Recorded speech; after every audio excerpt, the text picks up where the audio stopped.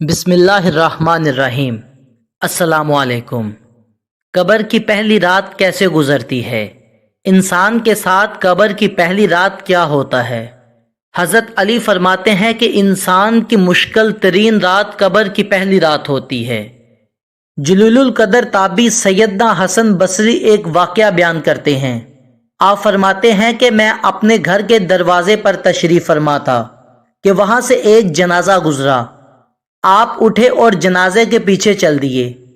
جنازے کے پیچھے ایک چھوٹی سی بچی دوڑتی ہوئی جا رہی تھی اور روتی ہوئی کہہ رہی تھی کہ اے بابا جان، آج مجھ پر وہ وقت آیا ہے جو پہلے نہیں آیا تھا۔ حضرت حسن بصری نے جب یہ درد بری آواز سنی تو آپ کی آنکھیں اشک بار ہو گئیں۔ آپ نے اپنا دست مبارک اس غمگین اور یتیم بچی کے سر پر پھیرا۔ بیٹی، تم پر نہیں بلکہ تمہارے مرحوم بابا جان پر وہ وقت آیا ہے جو آج سے پہلے نہیں آیا تھا۔ دوسرے دن آپ نے دیکھا کہ وہ بچی روتی ہوئی قبرستان کی طرف جا رہی ہے۔ حضرت حسن بصری حصول عبرت کے لیے اس کے پیچھے پیچھے چل دیے۔ جب آپ قبرستان پہنچے تو آپ نے دیکھا کہ وہ بچی اپنے مرحوم باپ کی قبر سے لپٹ گئی۔ سیدنا حسن بصری ایک جھاڑی کے پیچھے چھپ گئے۔ اس بچی نے اپنے رخسار مٹی پر رکھے اور رو کر کہنے لگی کہ اے بابا جان، آپ نے اندھیرے میں چراغ اور غمخاروں کے بغیر قبر کی پہلی رات کیسے گزاری؟ اے بابا جان، کل رات تو میں نے گھر میں آپ کے لیے چراغ جلایا تھا، آج رات قبر میں چراغ کس نے روشن کیا ہوگا؟ اے بابا جان، کل رات گھر کے اندر میں آپ کے لیے بچھونا بچھایا تھا، آج رات قبر میں بچھونا کس نے بچھایا ہوگا؟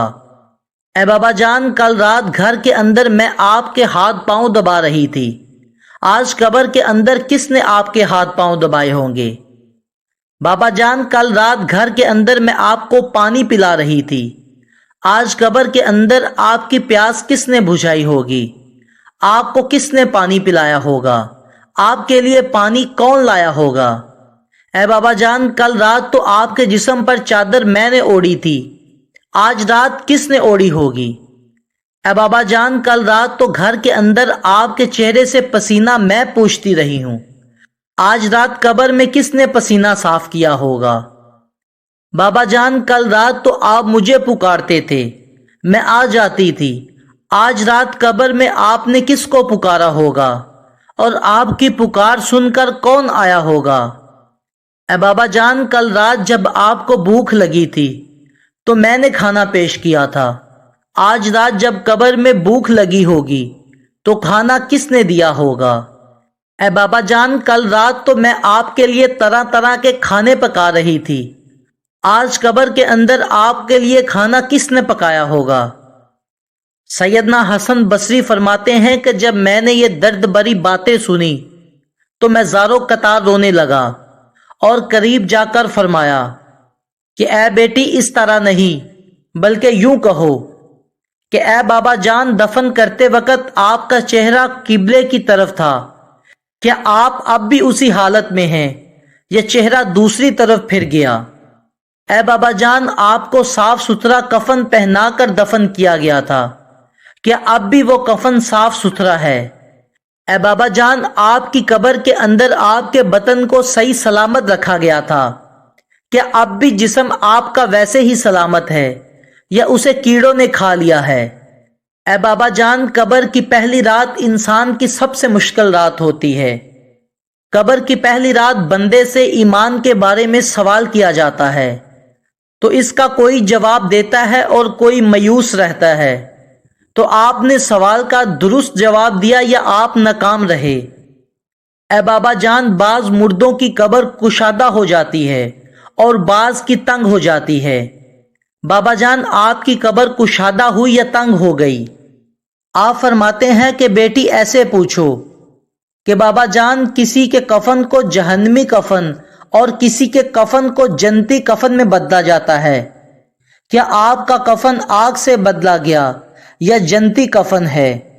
علماء اکرام فرماتے ہیں کہ مردے کو جب قبر میں اتارا جاتا ہے تو وہ دونوں صورتوں میں پچھتاتا ہے کہ اگر وہ نیک بندہ ہے تو اس بات پر پچھتاتا ہے کہ اس نے نیکیاں زیادہ کیوں نہ کی، اور اگر وہ گناہ گار ہے تو اس نے یہ گناہ کیوں کیے۔